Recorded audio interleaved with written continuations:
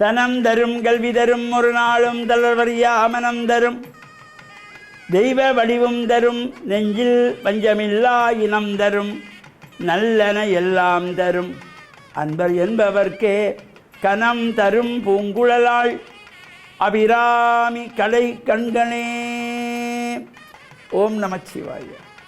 மேன்மைகள் சைவநீதி விளங்குக உலகமெல்லாம். நோயற்ற வாழ்வே குறைவற்ற செல்வம். அந்த நோய் நொடி இல்லாத வாழ்வு இந்த உலக மக்கள் எல்லோரும் வாழ வேண்டும் என்று கலியுகத்தின் காந்தமலை ஜோதியாகிய சபரிமலை சுவாமி ஐயப்பனுடைய திருவடிகளை சிறந்தாழ்த்தி டான் தமிழொலி ஓம் தொலைக்காட்சி நேயர்கள் அனைவருக்கும் சர்வதேச இந்து மத குருபீடம் அகில இலங்கை சபரிமலை ஸ்ரீ சாஸ்தாபீடத்தின் சார்பில் இனிய வணக்கங்களும் நல்லாசிகளும். இன்றும் மங்களகரமான குரோதி வருஷம் பங்குனி மாதம் 19ஆம் நாள் 2/4/2025 புதன்கிழமை. இன்று மலர்ந்திருக்கின்ற இன்றைய பொழுதும் நம் எல்லோருடைய வாழ்விலும் எல்லா விதமான சிறப்புகளும் வெற்றிகளும் கிடைக்க வேண்டும் என்று இறைவனை பிரார்த்தித்து இஷ்ட தெய்வங்கள் குலதெய்வங்களை எல்லாம் நாம் வழிபாடு செய்து பிரார்த்தனை செய்வதற்கு இந்த புதன்கிழமை ஒரு சிறப்பு. பொதுவாகவே சுப காரியங்களை செய்வதற்கு, ஒரு கிரகப்பிரவேசம் செய்வதற்கு, திருமணத்துக்கு ஜாதக பொருத்தம் பார்ப்பதற்கு, திருமணம் செய்வதற்கு, ஒரு ஆலயத்திலே கும்பாபிஷேகம் செய்வதற்கு, கிரகப்பிரவேசம் செய்வதற்கு இந்த புதன்கிழமை ஒரு அற்புதமான நாள்.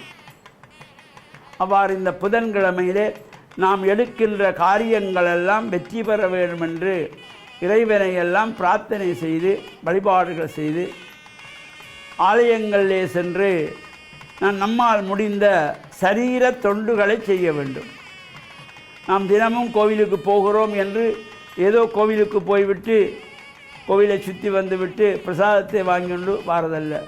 இந்த ஆலயங்களுக்கு சென்றால் நாம் இந்த சரீர தொண்டுகள் செய்ய வேண்டும்.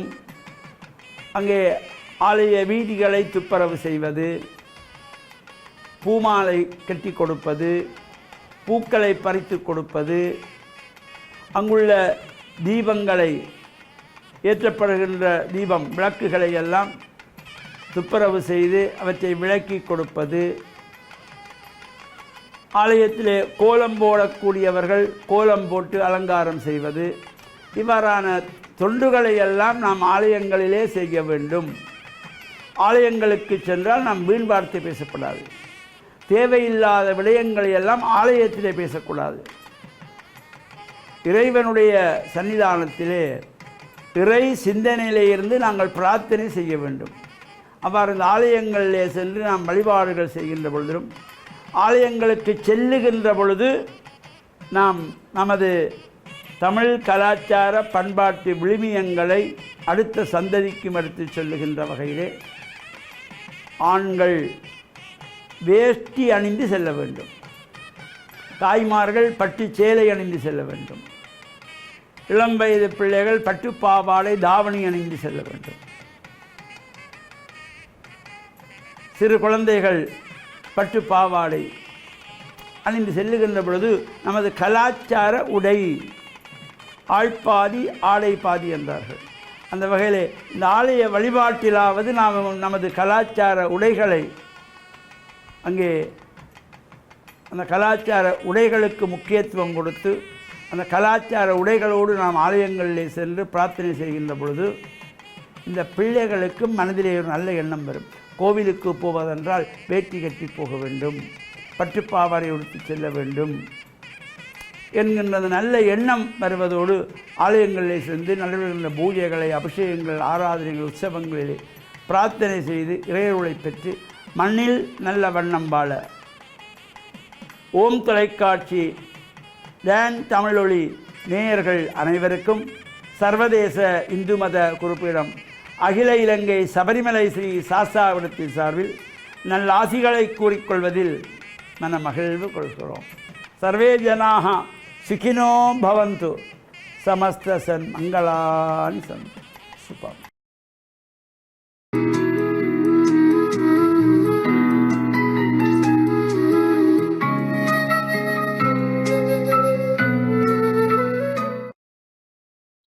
இறையேசுவில் என் அன்பு நெஞ்சங்களே, கிறிஸ்தவ நற்சிந்தனை வேளையில் உங்களை சந்திப்பதிலே எனக்கு மிக்க மகிழ்ச்சி.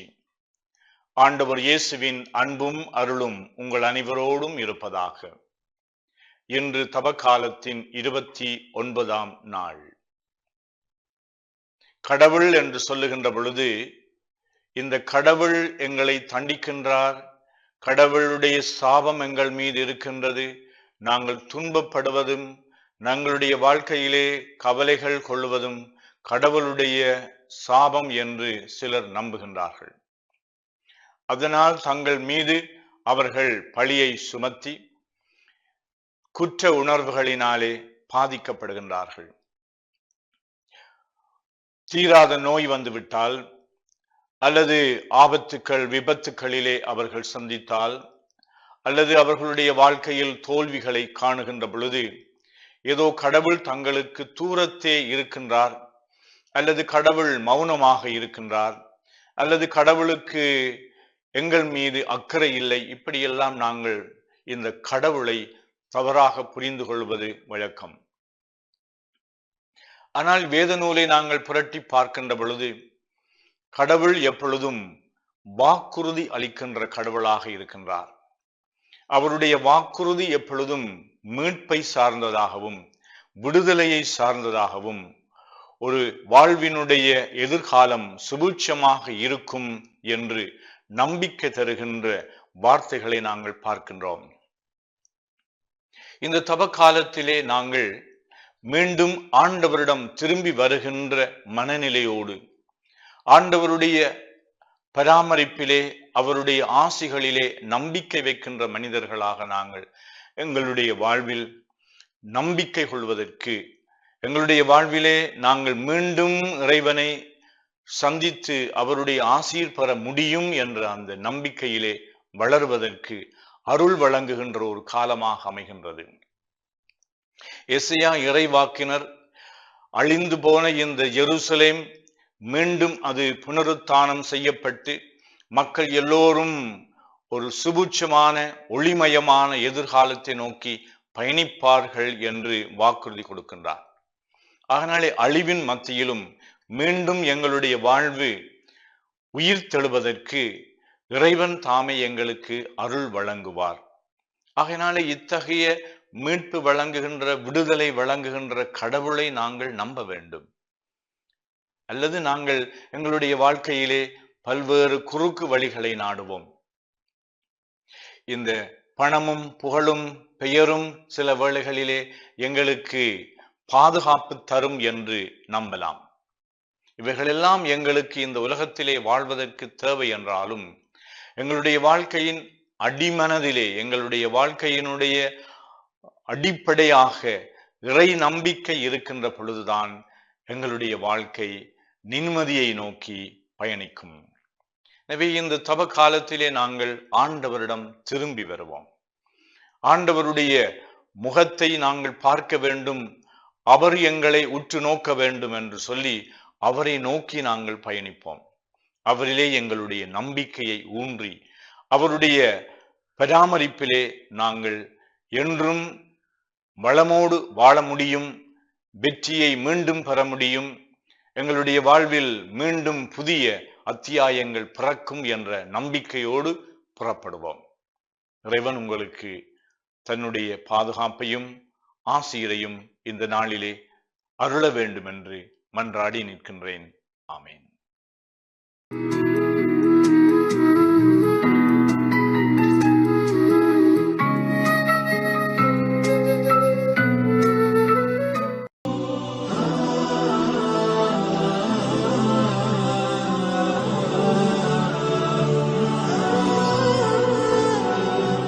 அஸ்ஸலாமு அலைக்கும் வரஹ்மத்துல்லாஹி வபரகாத்துஹு. அன்பின் ஈமானிய உறவுகளே, இஸ்லாமிய சகோதரர்களே, இந்த உலகத்திலே நாங்கள் பிறந்தது அதேபோல் இந்த உலகத்திலே நாங்கள் வாழ்ந்து கொண்டிருப்பது, ஒவ்வொரு மனிதனுக்கும் ஒவ்வொரு இலட்சியங்கள் இருக்கும். முஸ்லீமாக நாங்கள் பிறந்த எங்களுக்கு மிகவும் ஒரு முக்கியமான ஒரு இலட்சியம்தான் இந்த சுவர்க்கத்தை அடைந்து கொள்வது. அந்த நிரந்தரமான உலகத்தை நாங்கள் அடைந்து கொள்வதற்கு இஸ்லாம் ஏராளமான வழிகாட்டுதல்களை காட்டிக் கொண்டிருக்கின்றது. அந்த வகையிலே அந்த வழிகாட்டல் அனைத்தும் எங்களுக்கு அந்த சுவர்க்கம் கிடைக்க வேண்டும். அந்த சுவர்க்கத்தை பற்றி இந்த மார்க்கம், இந்த அல் குர்ஆன், நபிகளார் ஸல்லல்லாஹு அலைஹி வஸல்லம் அவர்கள் ஏராளமான செய்திகளை, ஏராளமான ஆசைகளை இந்த சுவர்க்கத்தை அடைவதற்கு ஆசையூட்டி இருக்கின்றார்கள். அந்த வகையிலே அல்லாஹ்வினுடைய தூதர் ஸல்லல்லாஹு அலைஹி வஸல்லம் அவர்கள் சஹாபாக்களோடு பேசிக் கொண்டிருக்கின்றார்கள். இந்த நேரம் சஹாபாக்களை பார்த்து மிகவும் ஒரு அதிர்ச்சியான ஒரு தகவலை சொல்கின்றார்கள். அல்லாஹ்வினுடைய தூதர் ஸல்லல்லாஹு அலைஹி வஸல்லம் சொன்னார்கள், உங்களுக்கு இந்த உலகத்திலே எதை கேட்க வேண்டும் என்றால் அதிகமாக நீங்கள் கேளுங்கள் சுவர்க்கம். அல்லாஹ்வினுடைய தூதர் சொன்னார்கள், நரகத்திலிருந்து இறுதியாக வெளியே வரக்கூடிய மனிதன், யா அல்லாஹ் என்னை நரகத்திலிருந்து வெளியேற்றிவிடு. அந்த நேரம் அல்லாஹ் ரப்புல் ஆலமீன் சொல்வான், அடியானே உன்னை நான் வெளியிலே எடுக்கின்றேன், இதற்கு மேல் நீ எதையுமே கேட்கக்கூடாது. அந்த அடியான் சொல்வான், யா அல்லாஹ் இதற்கு மேல் நான் எதையுமே கேட்க மாட்டேன், என்னை எப்படியாவது வெளியே எடுத்து விடு. அந்த மனிதன் அப்படியே நரகத்திலிருந்து வெளியே வருகின்றான். வெளியே வந்தவுடன் பார்க்கின்றான், சிறிது தூரம் ஒரு மரம் தெரிகின்றது. யா அல்லாஹ் அந்த மரத்தை நான் அடைய வேண்டும். அல்லாஹ் ரப்புல் ஆலமீன் கேட்பான், கேட்க மாட்டேன் என்று சொன்னாயே, யா அல்லாஹ் இதற்கு மேல் நான் எதையுமே கேட்க மாட்டேன். அல்லாஹ் ரப்புல் ஆலமீன் அந்த மரத்திலே அனுப்பி வைக்கின்றான். சிறிது தூரம் பார்க்கின்றான், இன்னொரு மரம் தெரிகின்றது. யா அல்லாஹ் அந்த மரத்தை நான் அடைய வேண்டும். அடியானே கேட்க மாட்டேன் என்று சொன்னாயே, யா அல்லாஹ் இதற்கு மேல் நான் எதையுமே கேட்க மாட்டேன். சரி, அந்த மரத்தை அடைகின்றான். சிறிது தூரம் பார்க்கின்றான், இந்த மரத்தை விட பெரிய ஒரு மரம் தெரிகின்றது. யா அல்லாஹ் அந்த மரத்தை நான் அடைய வேண்டும். அல்லாஹ் ரப்புல் ஆலமீன் கேட்பான், அடியானே கேட்க மாட்டேன் என்று சொன்னாயே, யா அல்லாஹ் இதற்கு மேல் நான் எதையுமே கேட்க மாட்டேன், அந்த மரத்தை நான் சென்றடைய வேண்டும். அந்த மரத்தை அடைந்தவுடன் பார்க்கின்றான், சொர்க்கம். யா அல்லாஹ் சொர்க்கம். அல்லாஹ் ரப்புல் ஆலமீன் கேட்பான், அடியானை கேட்க மாட்டேன் என்று சொன்னாயே, யா அல்லாஹ் இதற்கு மேல் நான் எதையுமே கேட்க மாட்டேன், எப்படியாவது சொர்க்கத்திலே நுழைய வேண்டும். அடியானை உள்ளே செல், உள்ளே நுழைந்து செல் என்று அல்லாஹ் ரப்புல் ஆலமீன் சொன்னவுடன் அந்த அடியான் சொர்க்கத்திலே ஓடோடி போகின்றான். போய் பார்க்கின்றான், எல்லோருக்கும் சொந்தமாக இருக்கின்றது, எந்த ஒரு இடமும் அவனுக்கு சொந்தமான இடமாக கிடையாது. உடனே வெளியே ஓடி வருகின்றான், யா அல்லாஹ் சொர்க்கத்திலே நுழைந்தேன், எல்லாமே எல்லாருக்கும் சொந்தமாக இருக்கின்றது, எனக்கென்று ஒரு இடம் கிடையாது. யா அல்லாஹ் எனக்கென்று ஒரு இடத்தை தா என்று கேட்டவுடன் அல்லாஹ் ரப்புல் ஆலமீன் சொல்லுவான், அடியானே உனக்கு இந்த சொர்க்கத்திலே என்ன வேண்டுமோ ஆசை வை. அந்த நேரம் அந்த அடியான் சொல்வான், யா அல்லாஹ் ஆசை வைத்து விட்டேன் இறைவா. மீண்டும் சொல்வான், அடியானே மீண்டும் ஆசை வை, ஆசை வைத்து விட்டேன் இறைவா, ஆசை வை, ஆசை வைத்து விட்டேன் இறைவா. 5 முறைகள் அல்லாஹ் ரப்புல் ஆலமீன் ஆசை வைக்குமாறு கட்டளையிடுவான். அந்த மனிதன் 5 முறையும் ஆசை வைத்தவுடன் அல்லாஹ் ரப்புல் ஆலமீன் சொல்வான், அடியானே நீ 5 முறை ஆசையை வைத்தாயே, அதுவும் இந்த உலகம் இருக்கின்றதே, இந்த உலகத்தை போன்று 10 மடங்கு உலகமும் இந்த சொர்க்கத்திலே உனக்கு இருக்கின்றது, உள்ளே போ என்று சொன்னவுடன் அடியான் அந்த நேரத்திலே அல்லாஹ் ரப்புல் ஆலமீனை பார்த்து சொல்வான், யா அல்லாஹ் சொர்க்கத்திலே நுழைவாறு கேட்டேன், நுழைய சொன்னாய், 5 முறை ஆசை வைக்க சொன்னாய், ஆசை வைத்து விட்டேன். ஆனால் இந்த உலகத்தை போன்று 10 மடங்கு சொர்க்கம், இவ்வளவும் எனக்கா? கேலி செய்யாதே யா அல்லாஹ் என்று சொன்னவுடன் அல்லாஹ் ரப்புல் ஆலமீன் சிரிக்கின்றான். சிரித்தவுடன் அல்லாஹ்வினுடைய தூதர் ஸல்லல்லாஹு அலைஹி வஸல்லம் அவர்கள் சஹாபாக்களுக்கு முன்னால் சிரிக்கின்றார்கள். சிரித்தவுடன் சஹாபாக்கள் கேட்டார்கள், அல்லாஹ்வினுடைய தூதரே ஏன் சிரிக்கின்றீர்கள் என்று கேட்டவுடன் அந்த நேரம் சஹாபாக்களை பார்த்து அல்லாஹ்வினுடைய தூதர் சொன்னார்கள், இந்த அடியான் சொன்ன வார்த்தையை கேட்டு, இந்த அடியான் இந்த கேலி செய்யாதே யா அல்லாஹ் என்று இந்த ஆச்சரியத்தோடு சொன்ன இந்த வார்த்தையை கேட்டு அல்லாஹ் ரப்புல் ஆலமீன் சிரித்தான், அதற்காக நான் சிரிக்கின்றேன் என்று சொல்கின்றார்கள். உடனே அல்லாஹ்வினுடைய தூதர் சொல்கின்றார்கள், அல்லாஹ் ரப்புல் ஆலமீன் அந்த அடியானை பார்த்து சொல்கின்றான், அடியானே சொர்க்கத்திலே நுழை. அந்த அடியான் சொர்க்கத்திலே ஓடோடி போகின்றான். போய் பார்க்கின்றான், அவனுக்கென்று தனியான ஒரு அறை இருக்கின்றது, கதவு திறக்கப்பட்டிருக்கின்றது. உள்ளே நுழைகின்றான், அவனுக்கென்று சொந்தமாக வைக்கப்பட்டிருக்கின்ற ஹூருலின் பெண்மணி அந்த ரூமிலே, அந்த அறையிலே இருக்கின்றார். உடனே அந்த அடியான் சொல்கின்றான், அந்த மனைவியை பார்த்து, அந்த பெண்ணை பார்த்து சொல்கின்றான், அல்லாஹ் இந்த உலகத்திலே, இந்த சொர்க்கத்திலே எனக்கு வழங்கியதை போன்றோ.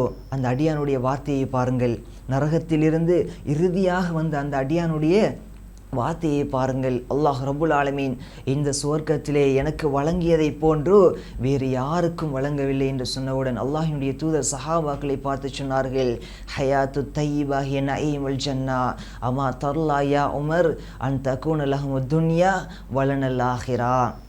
உமரே, இந்த உலகம் இருக்கின்றதே இது காஃபிர்களுக்காக, ஆனால் அந்த சுவர்க்கம் இருக்கின்றதே அது எங்களுக்காக. இந்த உலகத்திலே நீ எதை வேண்டுமானாலும் அல்லாஹ்விடத்திலே கேள், ஆனால் அவன் கொடுப்பான். ஆனால் உன்னுடைய இலக்கு, உன்னுடைய லட்சியம், உன்னுடைய எல்லா விடயங்களும் அந்த சுவர்க்கமாகத்தான் இருக்க வேண்டும். அந்த சுவர்க்கத்தை மறந்து விடாதே என்று அல்லாஹ்வுடைய தூதர் ஸல்லல்லாஹு அலைஹி வஸல்லம் அவர்கள் அந்த சஃபையிலே இருந்த உமர் ரலியல்லாஹு அன்ஹு அவர்களை பார்த்து சொன்னார்கள், அன்பின் ஈமானிய உறவுகளே, இந்த சுவர்க்கம் எங்களுக்கு கிடைக்க வேண்டும். இந்த சுவர்க்கம் மிகவும் இன்பகரமான ஒரு வாழ்க்கை, நாங்கள் விரும்பிய போன்று வாழக்கூடிய அந்த நிரந்தரமான உலகத்தை நாங்கள் அடைவதற்கு அந்த சஹாபாக்கள் உயிரை கூட தியாகம் செய்தார்கள். ஏன்? அந்த சுவர்க்கம் எங்களுக்கு கிடைக்க வேண்டும். இந்த உலகத்தில் எங்களுக்கு அந்த அளவு அவசியம் கிடையாது. உயிர்களை தியாகம் செய்ய வேண்டிய அவசியம் கிடையாது. பொருளாதாரத்தை வீணடிக்க வேண்டிய அவசியம் கிடையாது. குடும்பத்தை இழக்க வேண்டிய அவசியம் கிடையாது. எங்களுடைய ஒரே இலக்கு, நாங்கள் அல்லாஹ் ரப்புல் ஆலமீன் எதை கடமையாக்கி இருக்கின்றானோ, எதை கட்டளையிட்டு இருக்கின்றானோ அதை எங்களுடைய வாழ்க்கையிலே கொண்டு வர வேண்டும். 5 நேரம் சரியான முறையில் தொழுதோ, ஜகாத் கொடுத்தோ, இதர வணக்கங்களில் ஈடுபட்டு நாங்கள் எங்களால் முடியுமான அளவுக்கு எந்த அளவு நன்மைகளை சேகரிக்க முடியுமோ அந்த அளவுக்கு நன்மைகளை சேகரித்து எனக்கும் சுவர்க்கம் கிடைக்க வேண்டும். அந்த இன்பகரமான வாழ்க்கை, நினைத்தது போன்று வாழக்கூடிய வாழ்க்கை, நினைத்த உணவை உண்ணக்கூடிய வாழ்க்கை, அந்த இன்பகரமான சுவர்க்கம் எனக்கும் கிடைக்க வேண்டும் என்ற ஆசையில் இந்த உலகத்திலே நாங்கள் வாழ்ந்து மரணிக்கக்கூடிய நேரம், இன்பகரமான ஒரு மரணத்தை சுவைக்கக்கூடிய பாக்கியத்தை எல்லாம் வல்ல இறைவன் எங்கள் அனைவருக்கும் ஆக்கியருள்வானாக. அஸ்ஸலாமு அலைக்கும் வரஹ்மத்துல்லாஹி வபரகாத்துஹு.